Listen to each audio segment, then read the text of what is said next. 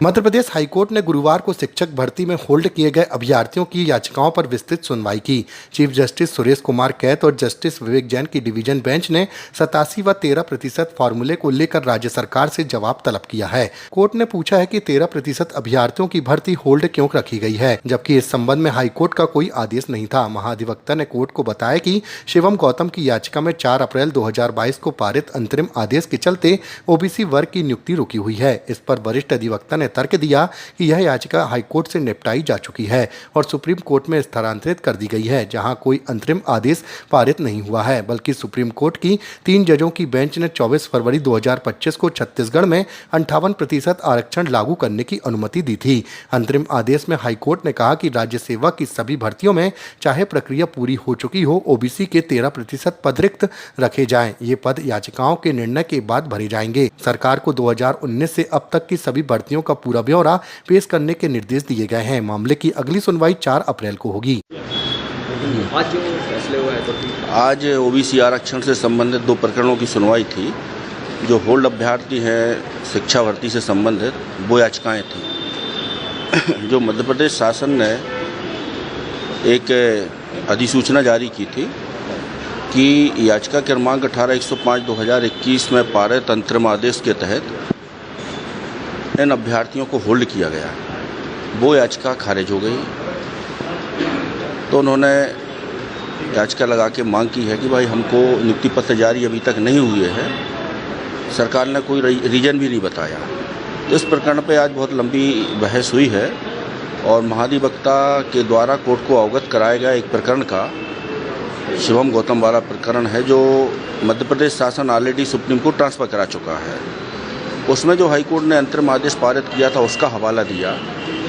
तो कोर्ट ने यही कहा कि भाई ये केस तो सुप्रीम कोर्ट ट्रांसफ़र हुआ है, इसमें सुप्रीम कोर्ट का कोई अंतरिम आदेश हो तो आप बताइए। तो सुप्रीम कोर्ट का कोई अंतरिम आदेश नहीं है कि आप 87 पर रिजल्ट जारी करें, 13 होल्ड करें, पहली बात।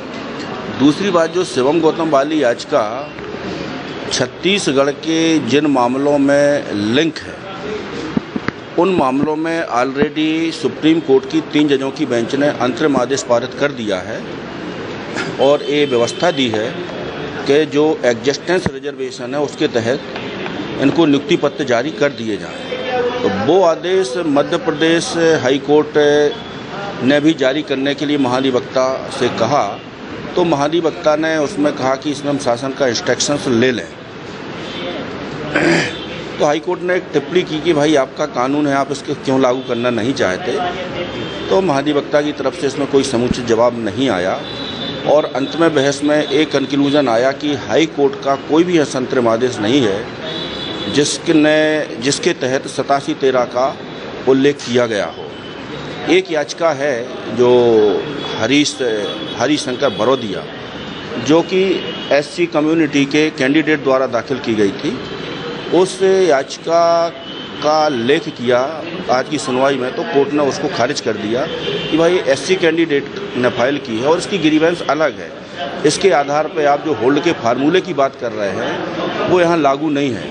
भाई कानून पर स्टे नहीं है तो कोई भी सर्कुलर, चाहे जीएडी का हो चाहे महाधिवक्ता का हो, कानून के सुपरसीड करके कोई भी प्रोसीडिंग नहीं की जा सकती है।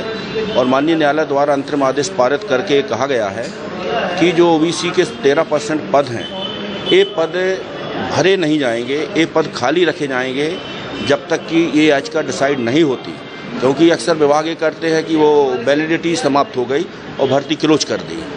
तो उस पर भी आज माननीय न्यायालय ने अंतरिम आदेश पारित कर दिया है और इसकी सुनवाई 4/4/2025 को नियत की है और ये डायरेक्शन दिया है कि 2019 से लेकर के सारे क्रोनोलॉजिकल इवेंट्स कोर्ट में दाखिल किए जाएं और इसको फाइनली डिसाइड करेंगे। अगले जो भर्ती होंगी उसमें जो 13% है वो होल्ड रखा जाएगा, लेकिन संज्ञान में देते हैं। भाई अभी तो 13% होल्ड कर ही रहे हैं, उस पर अभी कोई हाई कोर्ट का फाइनल वर्डिक्ट नहीं आया है। छत्तीसगढ़ राज्य के आदेश को लागू करने के लिए महाधिवक्ता ने इंस्ट्रक्शन के लिए समय लिया है। आगे जो भर्तियाँ होंगी उसमें जो भर्तियाँ आगे हो रही वो तो अभी 87 पे ही जारी कर रहे हैं लोग।